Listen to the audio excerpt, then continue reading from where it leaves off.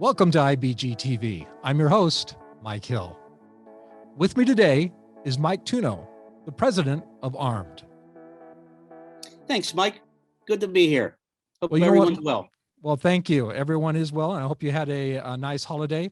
The reason we wanted to, and we asked you, and thank you for coming back and speaking with us again. I love the message that you bring to the dealers and to agents, and that's a dealership not knowing what they don't know is a nightmare waiting to happen. Right. Especially in the finance office. Now, we talked a little bit about that last time that you visited with us, but there's been some new regulations that have just passed here in the last 30 days. Is that correct? Or even within the last few days. We'd like you to talk to us a little bit about those new regulations and things that the F&I managers, business managers, and dealerships overall should be concerned about. Sure. Yeah. Thank you again for having me. It's our passion. You know, our mission really is to help our dealer friends protect themselves, hence the name Armed, right? And so what I think is important in this session to bring to your clients is we've talked about we stepped on it a little bit in a previous podcast, the two notions of where really disparate impact is playing out. Let me carry on a little bit about what that now is starting to morph into. In the F&I department, which is usually kind of the last stop before the customer takes delivery of the vehicle, making sure that that administration of the deal jacket is done correctly. We talked a little bit about this notion of truth in lending and ECOA and fair credit in a previous podcast. We talk about it inside of our curriculum as well. But specifically within the F&I department, when rate is set at the desk, at the sales desk, and a deal is consummated before going into F&I for delivery, whatever rate was established, interest rate was established for that consumer, if it should change either from what the posted or maximum allowed credit policy, the markup, the rate markup is permitted at that dealership, which means the dealership has a credit policy, that's the assumption, and they should. If it's deviated down to make that deal at the sales desk, or if F&I is in a position where that changes from that dealership credit policy markup, the documentation of that deal with the appropriate business reason why that interest rate markup was reduced is critical. We talked about that the last time. I'm going to carry on with one other area, and then I'm going to kind of put a bow on it all for you in a minute. The second piece that happens in the F&I department is product sales. So when we sell any of the F&I products, and again, the underlying assumption here is, and it's a best practice, it's a recommendation. On credit, mark your rate up as a company, as a dealership, period. On product, do the same thing. Set retail rates, set retail product pricing. When we deviate down from that retail mark on product, we want to follow the same methodology in the F&I department in documenting as to the valid business reason why not only did we reduce the interest rate, but the product price. Now, why is that important? First of all, what's been starting to take shape in two states, this notion of non-conformity with the law. So what happened in Dodd-Frank was, especially in the mortgage business, there was a catch-all phrase that essentially says or permits the legal profession to pursue someone, an entity, for violating not necessarily the law, but not getting close enough to it. Meaning, we didn't document the reason why we lowered the rate. We didn't document the reason why we lowered the product pricing. So we have to make sure that We don't in the F&I department miss those two important tasks each and every time. When you get this notion, and again, not getting technical, not getting legal about it, but getting practical about it, do that work. By doing that work, you prevent this notion of nonconformity with those laws, truth in lending, ECOA. And so when I say that, what winds up happening now, where they've made some inroads in 2 states, is the fines and penalties for that are more than the violation of the actual act itself.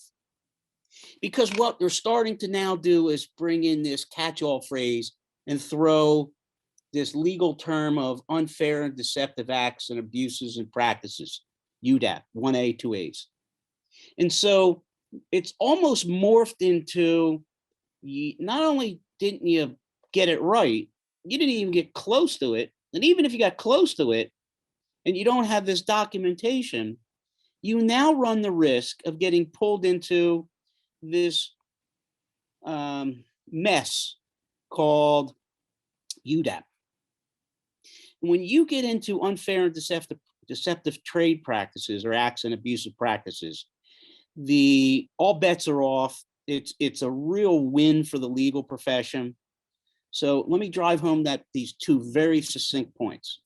In F&I, when the rate is lowered off of your retail credit markup, document the valid business reason. Make sure it's in that deal jacket. When you deviate down from your retail product markup, document it, the valid business reason. You will prevent yourselves, the dealership, from being in harm's way with this new stretch of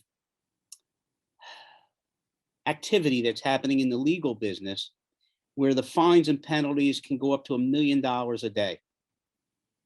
Wow. And so this really, we talk about it in our industry about what the role of F&I is. You're really that last court of resort here. So make sure that as that customer is flowing through the dealership, they buy the car, before they take the delivery of the car, that deal jacket's right. And those two areas are hot right now.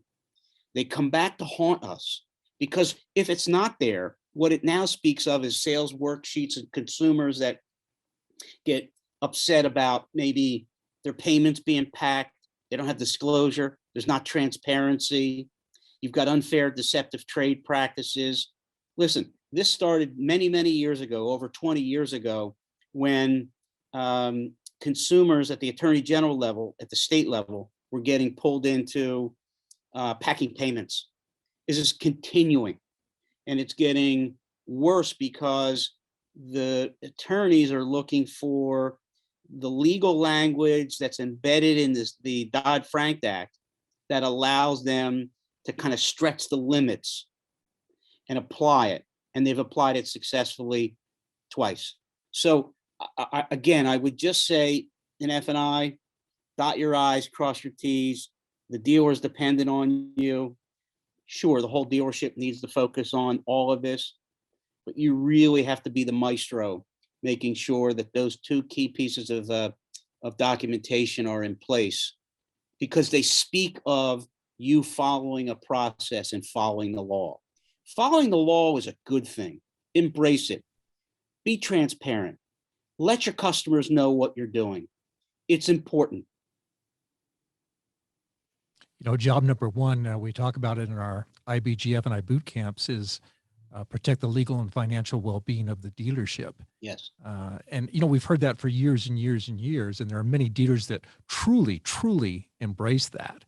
But I think now, where there's even more scrutiny, we've got to be even more aware of all the laws and do all those things, full disclosure, 100% of the time. But I like the part where you're talking about making sure the consumer knows that we're also following the rules, following the laws, following the regulations. As you've mentioned in previous podcasts, you're serving the consumer, you're serving the guest, you're taking care of them, but you're also following the law. Yeah. Hey, listen, we've spoken about even some third parties that are out there trying to educate the consumer on behalf of what goes on in the dealership. How can that be good? Let the F&I person take the high ground. Let the F&I person take the high ground that says, these are our rates, these are our costs for our products. We understand in particular instances that your budget may not afford it. We understand. And we're going to go to work and make sure that you can afford it. And so, it's a valid business reason as opposed to, I packed payments, I took advantage of your ignorance, and now I've got third parties out there trying to pull the curtain back from what goes on in a dealership. Listen, transparency is, in truth, is really the easiest solution for the F&I manager to gain trust. What I've learned is every time a consumer leaves the showroom and they go into the F&I office, their memory banks kick in and say, isn't that where my payment goes up? Let's get a good understanding of what's important to the consumer. Let's be transparent about it. Let's tie our product sales to the needs of that consumer. And let's make sure we're transparent when we're doing that.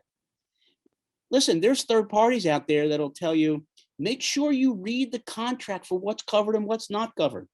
And the easiest thing you can do in the F&I office, as I'm talking about when you have these two areas of rate and product pricing that get reduced, is be transparent. Show them. Turn the contract around for them. Point it out to them. In fact, it's my opinion that if you do that, even with the factory warranty or the buyer's guides, and you're transparent about it, they'll see value in buying your products, because so much of what is documented there in writing is excluded, and your products pick up that coverage. So make it easy. Make it easy. Absolutely. Mike, that's an absolutely fabulous message. And you know what? Let's end on that. You've got absolutely perfect. Great. Thank you so much. Thanks for all the help and the time today. Thank you for visiting with us again today. And we hope to have you back again. Thank you again. Thank you, Mike. Take care. Bye-bye.